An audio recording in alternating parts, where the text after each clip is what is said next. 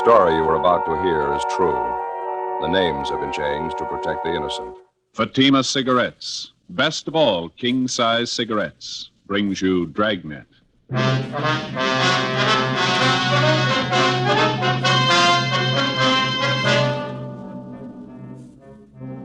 You're a detective sergeant. You're assigned to Juvenile Bureau. A series of crimes suddenly starts among teenage children in your city. Robberies, burglaries, bodily assault. There doesn't seem to be any reason for it. The crime wave grows. Your job? Stop it. In Fatima, the difference is quality. That's right. Fatimas are different. They're extra mild. Yet king-size Fatima costs no more than the cigarette you're now smoking. And because of its quality, more smokers are now insisting on Fatima than ever before. You see, Fatima contains the finest domestic and Turkish tobaccos, superbly blended.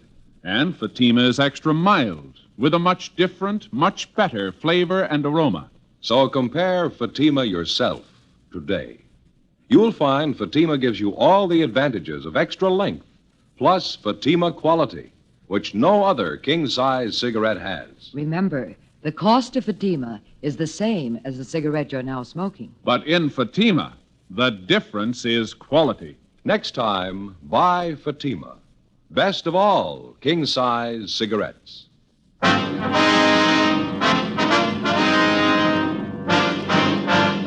Dragnet, the documented drama of an actual crime.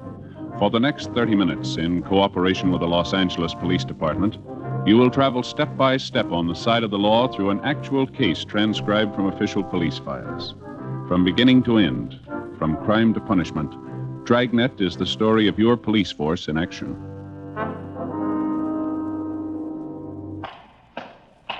It was Thursday, April 10th. It was warm in Los Angeles. We were working the night watch out of Juvenile Bureau. My partner's Ben Romero. The boss is Captain Stein. My name's Friday. It was 10:27 p.m. when I got to 1335 Georgia Street, second floor, the squad room. Joe, is that you? Yeah, you ready? Yeah, half a minute. All right. Let me get my coat on here. Did you leave a note for McNamara? Yeah, all set. All right, let's hurry, huh?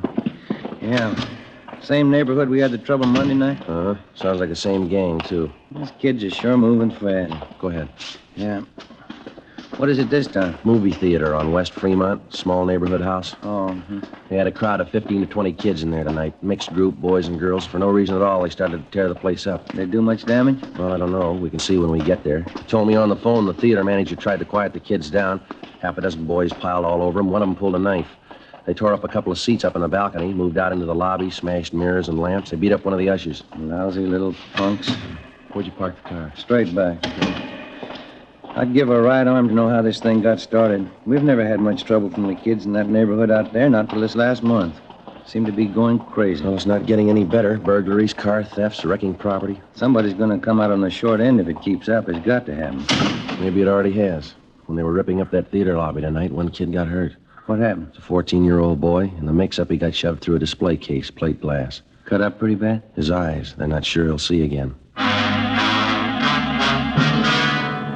In police work, the standard law of cause and effect works like it does for everything else. When a crime's committed, there's a cause behind it. There's a reason for it. And when a group of normally well-behaved kids in an average residential neighborhood start running wild, there's got to be a reason for that, too. A month before, a rash of auto thefts, petty stealing, and public disturbances had broken out suddenly in the particular neighborhood. All of the incidents were traced directly to the teenagers in the area. Why the kids had suddenly decided to run wild, we didn't know, but the amount and the nature of the violations kept getting more serious. Juveniles who'd previously been picked up for petty thefts and placed on probation were now committing burglaries. Auto thefts in the area had jumped 20%. Misconduct and drunk charges against the teenagers, girls and boys alike, increased by the week. We had a fair idea what the root of all the trouble was, but so far we hadn't been able to trace it. 10:45 p.m. We got to the neighborhood movie theater on West Fremont and we went inside. The lobby was a shambles. 2 large mirrors had been shattered, lamps and sofas overturned and broken. The lobby candy counter had been wrecked completely. The glass showcases were caved in. The popcorn machine was smashed. The soft drink cooler turned on its side. The last showing of the feature picture was still going on. We interviewed the theater manager in the lobby, a Mr. Clyde Barton. They got real foul-mouthed. One or two of the girls, too. Some of the language I wouldn't even use at a stag party. I got so mad I grabbed two of the noisy ones by the neck and told them to get out. That's when it broke loose. Well, what exactly happened? The whole crowd of them jumped out of their seats and piled on me. I fell back down against the stairs and I started swinging. I'll tell you the truth, Sergeant, I was scared. I didn't know what to make of them. They seemed like a pack of animals, wild. I happened to hit this one kid, and I saw him pull out a knife and come at me. Mm-hmm. Didn't take me too long to get out of there. Kids or not, when a bunch of them like that come after you, you run. Yes, sir. You called for the police as soon as all this happened? You bet I did. Just as soon as I could get out into the lobby and into my office. I locked the door. I could hear them tearing the place up outside. Mm-hmm. Just look at that. Smashed up everything in sight. I have to have something like this happen. Look at this candy stand. Yes, sir. Well, how about some of the kids you recognized in that crowd, Miss Borden? Oh, say, the last show's ready to break. Folks are going to be coming out. You want to step back here into my office? We can talk there. Be out of the way. That'll be Sure, fine, son.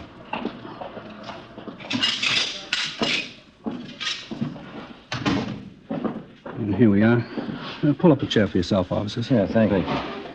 I just got the feeling there's something radically wrong going on with those kids. This is the first time you've ever had any trouble of any real size, is that right? Yeah. Well, once in a while, the kids fool around in the show talking loud, you know, but nothing like this. You ought to see Fred, my usher, and the way they messed him up. Brutal. And that little 14-year-old they shoved through the glass showcase. Gonna be a real mess if he doesn't pull through. I was going to ask you, sir, about the kids in that crowd you recognized. You happen to know any of their names? Sure thing. I made a list of them while you were on the way over here. I got a half dozen of them more. That's another thing I can't understand. Yeah, what's that, sir?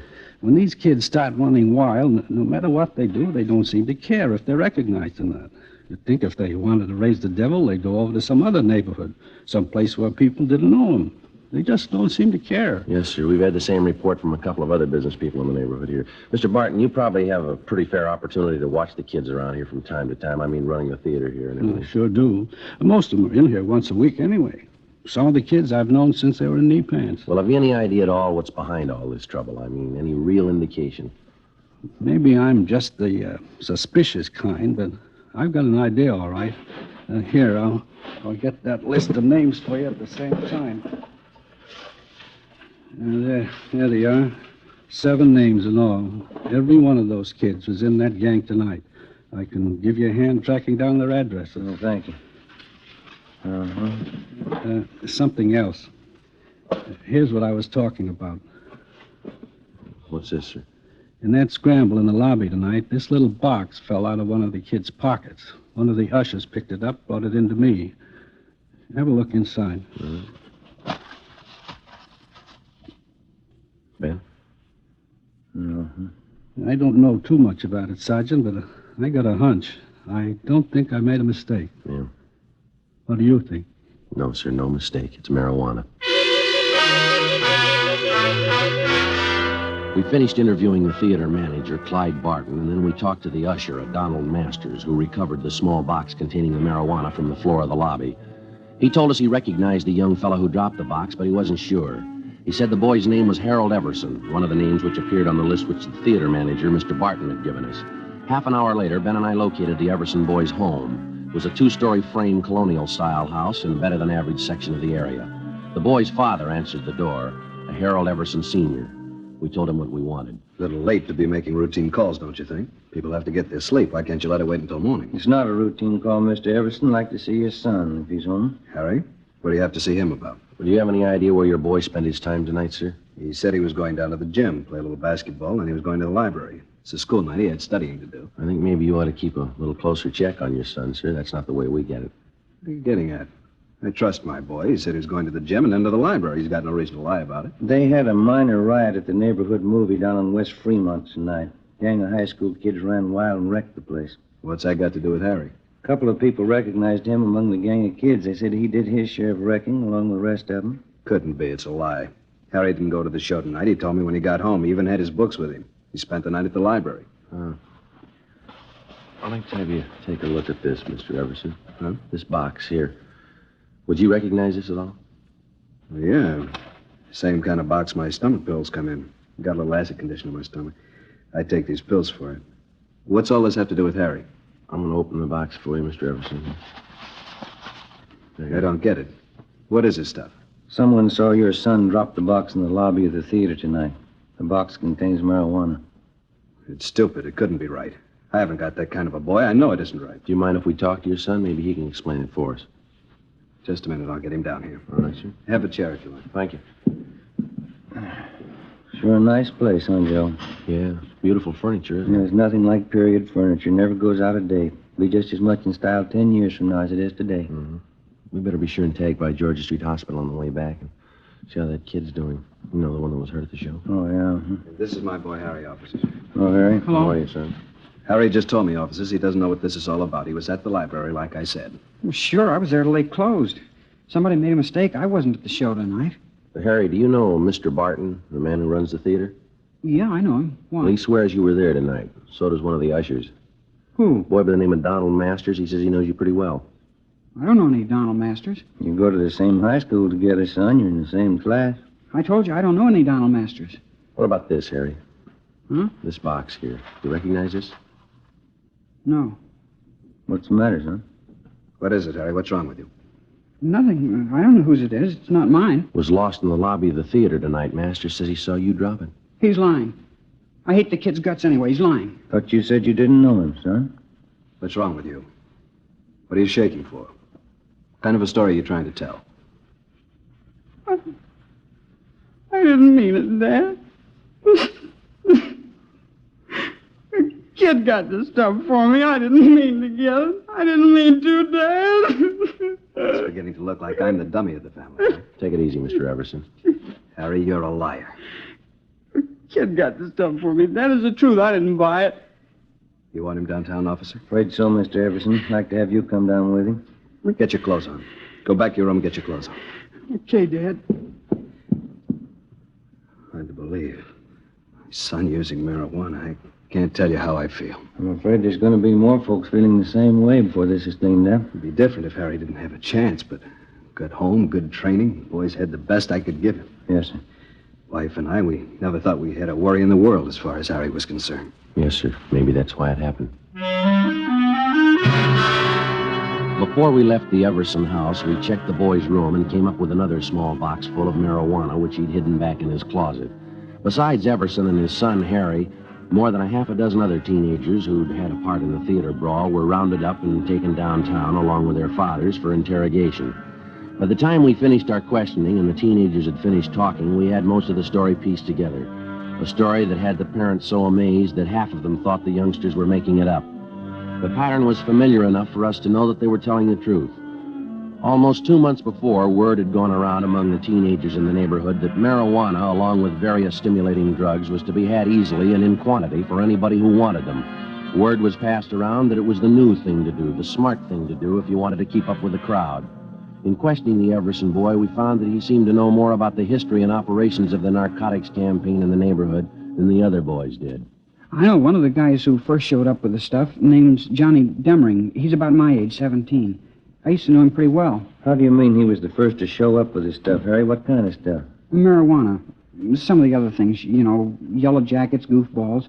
More of the kids go for them than they do for marijuana. Do the youngsters know what these goofballs are made of, son? Do they know what they are? Well, it's dope, I guess. Narcotics. The kids get a big kick out of them. I guess that's all they care. Mm-hmm.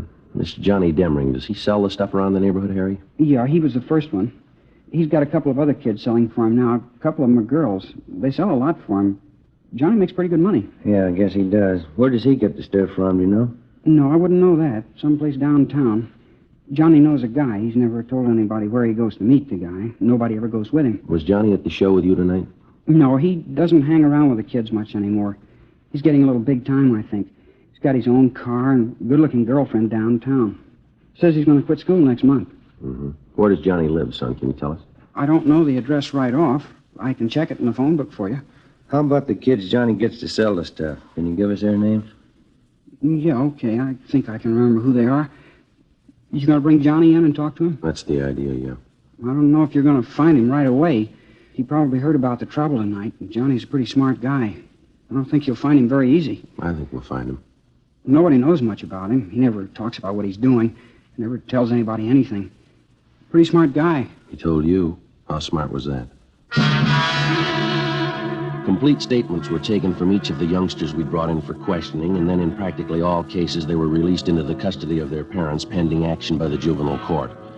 With the information we had at hand, it took us the better part of 4 days to round up everybody involved in the narcotics distribution system, which had been set up among the teenagers in the neighborhood by 17-year-old Johnny Demring. As for the Demring boy himself, he couldn't be found. We checked with his family, his relatives, his friends, all his known associates. We got out a warrant for him. Then we checked the car that he owned through DMV. We got out a warrant for that. No sign of the boy. Narcotics detail gave us a hand and got their informants busy trying to track down the source of the dope for which the Demring boy had been the only neighborhood distributor. We knew it went far beyond him. It reached to the same vicious men who make their money off the hopeless adult drug addict, the same vicious men who today are trying to build a new market for their wares among the young people of this country. Tuesday, April 29th, 2:30 p.m. I'll get it. Right. Juvenile Bureau, Romero. Oh, yeah, Brady. Yeah, huh? That's right. What's his name? Yeah, okay, right away. Right, go ahead. It's Brady from Narcotics. They figure they got our man. The Demring boy? No, the guy who pushed the stuff to Demring. His name's Jocko Harris. They found him in the county hospital this morning. Yeah. Somebody got a hold of him 2 nights ago and gave him a good working over. If we're lucky, we'll make it. What do you mean? He's not supposed to last out the day. 2:35 p.m. Ben and I left the office and went immediately to the county hospital, where we were allowed to briefly interview the narcotics suspect, Jocko Harris. He was in a critical condition with a fracture of the skull. He gave us a statement in the form of a dying declaration. He admitted being the contact man for 17-year-old Johnny Demring, and he admitted also that he had kept the boy supplied with enough narcotics to keep the neighborhood teenage demand for the stuff fully satisfied. Seemed like a good kid. Never thought he'd turn. What do you mean, Jocko? How'd he turn? Why do you think I'm here? You mean he's the one who worked you over? Yeah. Where is he, Jocko? Do you know? No. Do you know where he's staying? Do you have any idea at all? No. Stole all my stuff. Every ounce. What was it, heroin? Yeah. Listen. Yeah. Get him. Fast. He's got enough junk to start a war.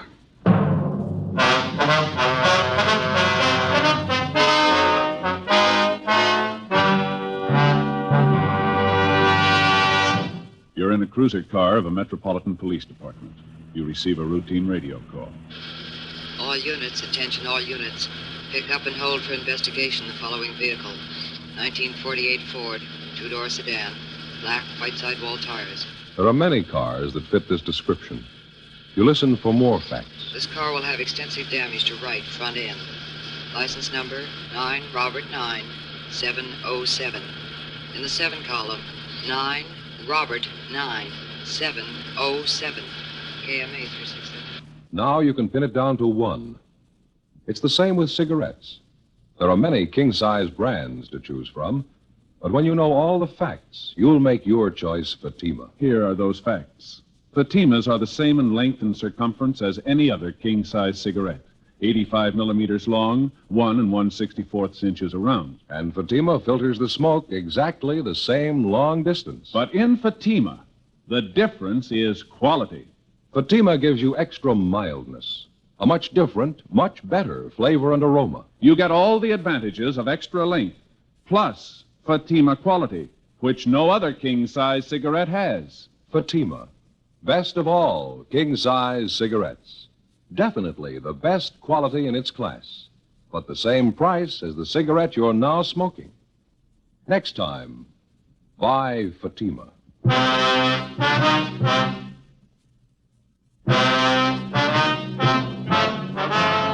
Wednesday, April 30th, 9 a.m. The hunt for 17-year-old Johnny Demring was intensified.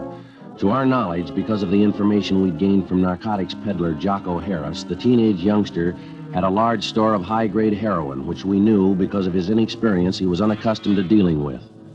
In his hands, the narcotics immediately became a lethal weapon.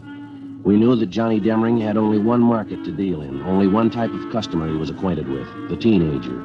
In previous transactions, we knew that the youngsters received only a low-grade type of narcotic, highly diluted.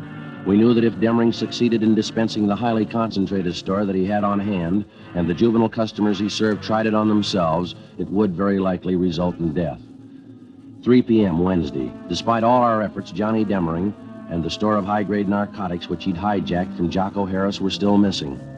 Wednesday, 12 noon. We began rechecking every one of the possible sources that might lead us to the suspect. One of them was the boy's mother, Mrs. Frances Demring. We talked to her at work. She was employed as a multigraph operator in the mailing department of a large downtown department store. Not since the last time you talked to me, Sergeant. I haven't heard a word from my boy. Nothing at all. Have you heard anything? Well, yes, ma'am, in a way. We've got an idea he's still somewhere in the city. That's why we figured we'd come back and talk to you again. Have you been in touch with your relatives in town recently, Miss Demring? I mean, those that Johnny might possibly contact? Yes, well, there's just my sister and my mother. Yes, ma'am. I guess it just wasn't to be right from the start. Johnny's father ran away, you know. Tried my best after that. Never seemed to be enough. Suppose there's no getting away from it. A boy needs a father. You can try all you want. They still need a father, some kind of discipline. Mm-hmm. How about the relatives you have out of town, Miss Demring? Any word from them at all about Johnny? No, Sergeant, nothing. Would you excuse me, please? This run here's finished. I have to get it off the machine. Sure, go right ahead. Yes, a terrible thing, Johnny getting mixed up in all this. Seems no matter how you try, it's never enough. Never enough. Do you have any idea at all where Johnny would most likely go in town if he didn't want to be seen, Mrs. Demring? Where'd he go? No, I wouldn't know that, Sergeant. First place, Johnny's never really been in trouble before. Well, how about Johnny's school friends, ma'am? Would there be any one of them he might possibly contact in a jam? None that I haven't told you about before, I don't think. Evelyn. She's the only one I suppose Johnny'd go to if he needed help, if he was in trouble. That's his girlfriend at the high school, isn't it, Evelyn Maxwell? Yes, that's right. Sweet girl. How about a girlfriend Johnny was supposed to have downtown somewhere, Mrs. Demring? Would you know anything about her? Nothing really, no. Her name was Betty, I think. You have no idea where she lived downtown? No, I don't, Sergeant. Well, all right, ma'am. Thank you very much. Appreciate it if you'd notify us if you hear anything about your son at all. All right, Sergeant, thank you. Tomorrow's Johnny's birthday, you know, I meant to tell you. Always expect Johnny home on his birthday. Seems no matter where he is, how he's tied up with his school or sports or something, Johnny always makes it home for his birthday. I see. I wonder how it'll be tomorrow. He's never missed once. Not once. Well, if he shows up, I guess you can count on one thing, ma'am. What's that? He's going to have to miss next year. 2 p.m. Ben and I picked up a glass of milk and a hot dog for lunch, and then we continued making a check of Johnny Demring's closest friends. Next in line after his mother was Demring's high school girlfriend, Evelyn Maxford. We located her at her home, a tall, attractive brunette, nicely dressed and well-mannered. She seemed unusually nervous as we interviewed her. I haven't heard a word, Sergeant. I know tomorrow's his birthday. The mother's expecting him home. I know he won't come, though. I'm sure of that. How are you sure, miss? Well, I just know that's all. I'd like to ask you again. Yes? Are you sure you haven't heard from Johnny Demring recently in the past 2 days or so? No, that's what I told you. Don't you believe me? Do you know why we're so anxious to locate Johnny, Miss Maxford? Well, I think so. It's about the narcotics business. You say Johnny had a hand in it. He was selling those things to the kids. I still don't believe it myself. It's a lot more than that, the way it stands now, Miss Maxwell. What do you mean? Well, when he was at school, Johnny was kept supplied with narcotics by a man named Jocko Harris. He's what we call a pusher, kind of an in-between supply man in the narcotics trade. Mm-hmm. Well, 2 nights ago, Johnny caught up with this Harris. He beat him up badly enough to send him to the hospital with a fractured skull. And then Johnny stole every bit of narcotics that Harris had in his room, some of the strongest stuff you can buy on the market. That's why we want Johnny, Miss Maxford. I don't think I understand. What does it mean? It means that most of the teenage kids Johnny's been supplying stuff to have been getting fairly weak grades in narcotics.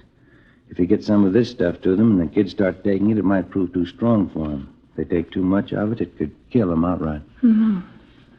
Now, you see what we're up against. We've got to find that boy. We've got to find him soon. Couldn't you talk to his mother? Maybe she could tell you something. Well, we already have, miss. She couldn't tell us anything. That's why we halfway depended on you. Why do they have to put it in my lap? Why does it have to be me? I liked Johnny for a while. I don't know what to think now. Well, have you heard from him, Miss Maxford? Now, there's no reason to be afraid. You'd probably feel a lot worse if something happened to one of the high school kids, wouldn't you? Miss Maxford? I got a call from him yesterday, Johnny. He wouldn't tell me where he was. I asked him, but he wouldn't tell me. What else did he say? He knows everybody's looking for him. He doesn't know about the stuff that he stole, though. I'm sure of that. He doesn't know what it could do. Did he make any dates with you? Did he want to see you? Yes, he wants to see me. He wants me to meet him tonight. Where? Excuse me. Yes, go ahead. Hello? Yes? I don't know. I don't really. What? 7 o'clock, all right. Yes, I'll meet you then. All right, goodbye. That was Johnny just then. He wanted to make sure I was going to meet him tonight. When? 7 o'clock tonight, right near Westlake Park. Which side, miss? The west side, Sergeant. I hope to God it's not true. What's that? The narcotics he stole from that man. You said they were powerful? Yes, we did. Johnny's been taking them for 2 days. 6:45 p.m. Together with 2 other men from Juvenile Bureau, Hurst and Ty, we drove near the appointed spot along the lake in Westlake Park where Evelyn Maxford's meeting with the teenage suspect Johnny Demring was to take place. We staked out at a reasonable distance, and Miss Maxford went ahead to the meeting spot. As far as we could see, there was no sign of Demring. Somebody on the opposite side of the lake was playing a phonograph. The music came over faintly across the water. We watched the Maxford girl cross the long stretch of grass down to the lake. She approached the shore. We saw her stop and look down. Joe, let's go. Come on. Yeah. We ran all the way as fast as we could get there. When we got close enough, we found out the reason for the scream. He was lying face up on the ground near the edge of a small clump of trees close to the water. He was a good-looking boy, dark hair, good build. Took only one look, and you knew right away he was too young to be dead. You could argue for a week, but you wouldn't change it. He was dead. The girl stood over him, her face in her hands, crying. No marks on the body, Joe. None at all. Well, that must be it, huh? An overdose? It's the way it looks to me. We better get her out of here, hadn't we? Yeah. Miss Maxford? Come on, Miss Maxford. Yes, Sergeant. It's all right. It's all right now. We'll have one of the other men drive you home. We can take care of whatever has to be done here. He was a good boy, Sergeant. He was smart. How'd he ever get started in such a thing? How could he ever make such a mistake? Well, he's got the best excuse in the world, miss. Yes. He was 17.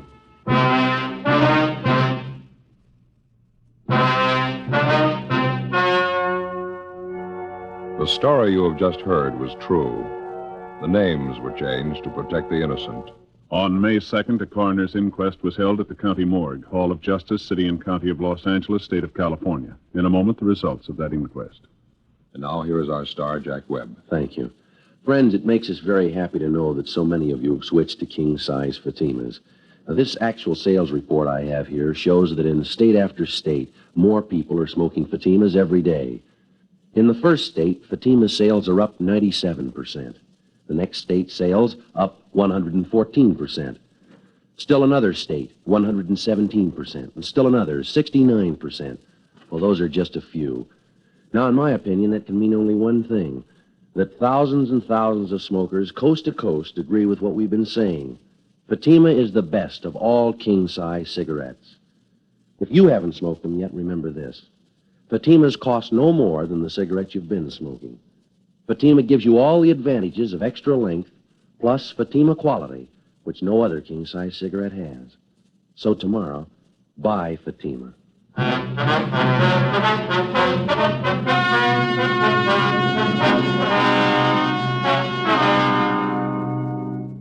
At the inquest, the coroner's jury ruled that 17-year-old John Andrew Demering had administered himself an overdose of narcotics and thus had taken his own life.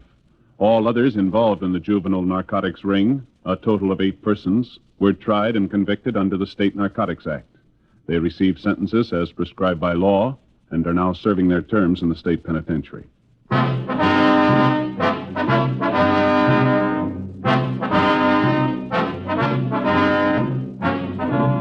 You have just heard Dragnet, a series of authentic cases from official files. Technical advice comes from the Office of Chief of Police W.H. Parker, Los Angeles Police Department. Fatima Cigarettes, best of all king-size cigarettes, has brought you Dragnet, transcribed from Los Angeles. Stay tuned for Counter Spy, next on NBC.